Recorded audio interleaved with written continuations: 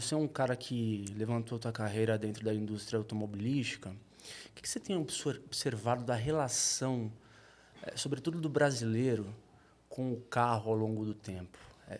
Muda, está mudando, porque antigamente era mais uma relação de poder, né, de status, e isso, como o carro foi massificado na sociedade, de fato, o mercado cresceu muito, poder aquisitivo, etc., essa relação ela mudou um pouco, né? Como é que você percebe isso hoje em dia? Essa é uma pergunta bem recorrente para quem está na indústria e eu tenho uma visão um pouco particular disso, eu acho.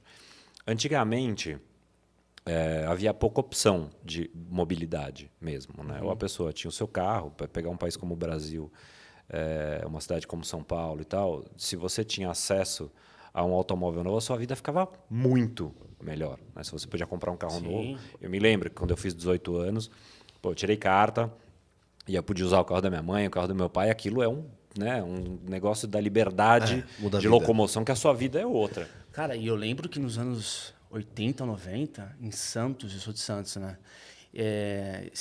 Anos atrás aí eu vi um vídeo, o pessoal fica filmando esses vídeos de tempos atrás, tinha Fusca Brasília e um golzinho ali, cara, e cheio de lugar para estacionar. Tinha Era o pouca prêmio. gente. Fiat Não tinha Premium. trânsito, cara. Eu falei, meu Deus do céu, parece que voou o tempo e a gente vive em outro mundo, né? Então, eu acho que o desejo pelo carro ele tinha uma questão também de falta de alternativa para a locomoção, né? E hoje em dia, você não precisa ter carro, você pega um aplicativo, chama e tal, e você tem a custos acessíveis, você consegue ir na balada, você consegue ir na igreja, o que quer que seja o seu barato, você consegue se locomover.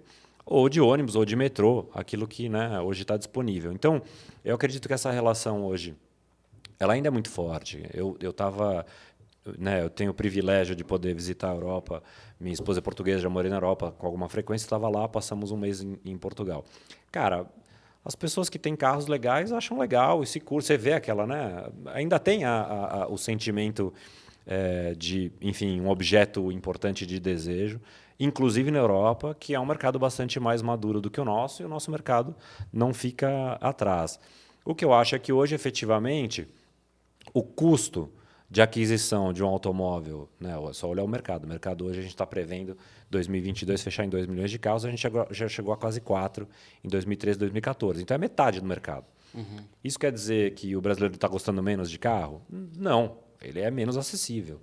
Tem menos gente conseguindo chegar lá, infelizmente, pela condição econômica, por milhões de fatores que a gente até pode explorar um pouco mais aqui. Então, eu acredito que a relação do brasileiro com o automóvel, você falou no começo, né? É isso, 10 em cada 10 brasileiros amam carro.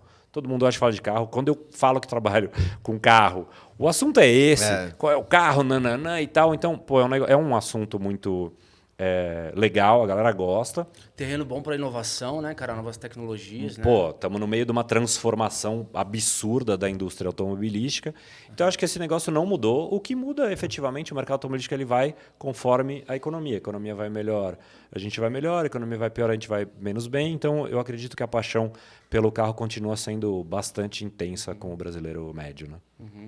E a perspectiva para esse ano é boa, assim, do ponto de vista Porque, assim, a gente está passando por um momento, digamos, uma dualidade, né? Por um lado, a gente está vivendo um processo inflacionário que, intuitivamente, dá a entender que o brasileiro está perdendo o poder aquisitivo. Por outro lado, eu dei uma olhada nos resultados da indústria, são resultados que estão se mantendo, vendas ali perto ou maior que 2021, né? Então, assim, a priori não afetou diretamente o mercado, essa questão da inflação aqui no curto prazo, né? É um quadro bastante complexo, na verdade. A indústria esse ano está menor, em torno de entre 15% e 20% menor do que o ano passado. Mas isso ainda não é efeito de mudança na economia. Tem a ver com cadeia produtiva, falta peça, então não tem chip. Então a gente está numa situação que ela é decorrente da digitalização que aconteceu no mundo pós-pandemia. Então tá, né, telefone, tudo que usa chip hoje tem problema de mais gente querendo comprar do que as pessoas conseguindo entregar. Então a indústria está menor esse ano do que estava no passado. Mas do ponto de vista do resultado econômico, as coisas andam bem.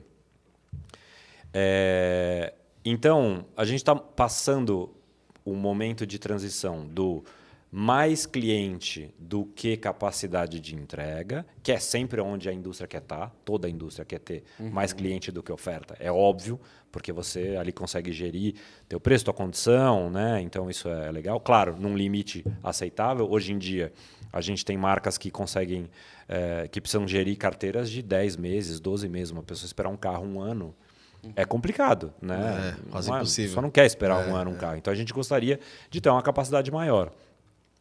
Por outro lado, isso começa a ser afetado pela condição econômica. Juros que começam a estar... O Brasil está com o maior Acesso juros a do crédito, mundo né? de novo. Então, acesso a crédito cada vez pior. O carro depende muito de acesso a crédito. E inflação, que afeta todas as indústrias. Então, a gente está vivendo esse momento de transição entre uma condição para a indústria de ter rentabilidade, de ter o negócio entregando bem, para um momento em que a coisa pode ficar um pouco mais difícil. Mas, ao mesmo tempo, começa a se vislumbrar, eu não tenho dado concreto para isso, que a gente vai ter mais chip a partir de Segundo semestre. Né? segundo semestre, final do ano. Então, eu tendo a ser sempre um cara otimista. Eu acredito que 23, né, porque o Brasil vive de eleição a eleição e tal, eu acho que 23, tendo passado esse momento político que é sempre delicado, mais disponibilidade de chip, aí você consegue ter também a economia um pouco melhor gerida, porque tem menos coisas esquisitas acontecendo. Eu acredito que 23 a gente vai continuar para um caminho de crescimento melhor. Esse ano está menor em volume, rentabilidade vai se mantendo ali, o negócio continua bom. E aí eu espero que 23 a gente consiga realmente voltar a acelerar e crescer.